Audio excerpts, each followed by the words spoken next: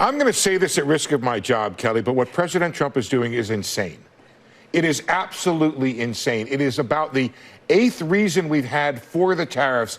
And now he's saying he's putting 50% tariffs on Canada unless they agree to become the 51st state.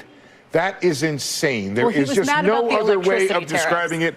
And the trouble, Kelly, is that it shows there are no bounds around President Trump. This is very different from the first administration, where there were people around him who seemed to, I don't know what the word is, but smooth over some of the edges now.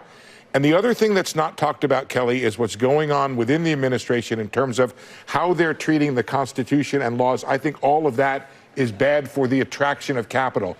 And the gentleman from Bridgewater is 100% right. We need massive amounts of capital if we want to fund our deficits, pay for the things we want to pay for, sell our bonds, and have high stock prices. And it seems as if this administration is doing everything it can to chase foreign capital away. Well, and we could go into the strategy of the insanity as a strategy in terms of our trading Insanity is not a strategy. I'm sorry. I'm with you, Kelly, in trying to look for silver linings. I'm a sunny person. Not silver linings, tactics, right? Some explanation for this other than insanity. I'm ready to accept it if you can come up with one. That was CNBC senior economics reporter Steve Leisman injecting a desperately needed dose of reality into the political zeitgeist, wherein Trump is now suggesting that the only way he'll remove the crippling tariffs on Canada, crippling for Canada and the United States, to be clear, is if they decide to surrender their sovereignty and get annexed by the U.S. I mean, I'm sorry, but what the fuck are we doing here? Even Jim Cramer, another CNBC host and oftentimes ally of Donald Trump, pushed back. I don't think we'll have a recession. Like I said, it's manufacturing. It's manufacturing. Well, that doesn't mean there won't be. I'm not sure I understand. Oh, no, manufacturing can easily cause a recession. Absolutely. I'm not saying that manufacturing means it's not going to happen. Right. I'm saying manufacturing is that you can make it happen. And when you get angry and when you kind of lose your temper and you get mad instead of like the way Scheinbaum's handle it in Mexico, it gets people nervous and upset. They want the president to be a little happier. There's nothing wrong with being happy. You can be tough as nails and be happy. But right now it just feels like, oh, we're going to just screw people have been screwing us for years and we're going to fight back, which is true. It's absolutely true, but you got to explain it very calmly and empirically how we're being hurt by in Italy, how we're being hurt by Germany. And this is going to stop and we're going to make it stop. And then don't scream at those countries. It doesn't work. It doesn't work. It doesn't work because they know that they can stand their ground. You tell them, look, I am going to scream at you. Help us, and we'll help you. People are scared, Carl. You don't scare people. You don't scare. It's a wrong call. It's all message. People are scared. In other words, the only reason that we'd fall into a recession is if Trump tips us into one. And yet, because Trump issues the clarion call, his dutiful little minions jump on board. Here's his press secretary, Carolyn Leavitt, willing to sacrifice our entire alliance with Canada, our neighbor and closest ally, all in deference to this unhinged scheme by Trump. I wonder, does this administration still consider Canada to be a close ally of the United States? Well, I think Canada is a neighbor. They are a partner. They have always been an ally. Perhaps they are becoming a competitor now. But as the president also laid out in his Truth Social post today, he believes that Canadians would benefit greatly from becoming the 51st state of the United States of America. And I actually looked into some of the research about the cost of living in Canada. And the cost of living is much higher than it is here in the United States of America. The average cost of a home in Canada is much higher.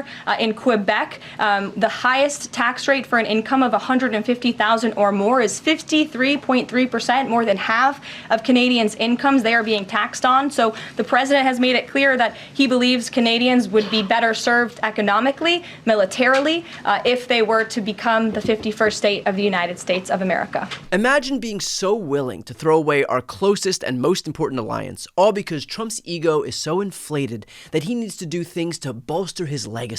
He isn't going to help anyone other than one person in his desperation to garner attention for himself. And let's be clear, just because Trump is deluded enough into thinking that this strategy is going to work doesn't mean Canada is going to suspend reality for him. You don't gain anything by pandering to a madman. And one Canadian leader, Premier of Ontario Doug Ford, made that abundantly clear. What it's done, it's united the whole country, and the patriotism is running wild across the the country the likes I've never seen before in my entire life. We'll never become the 51st state.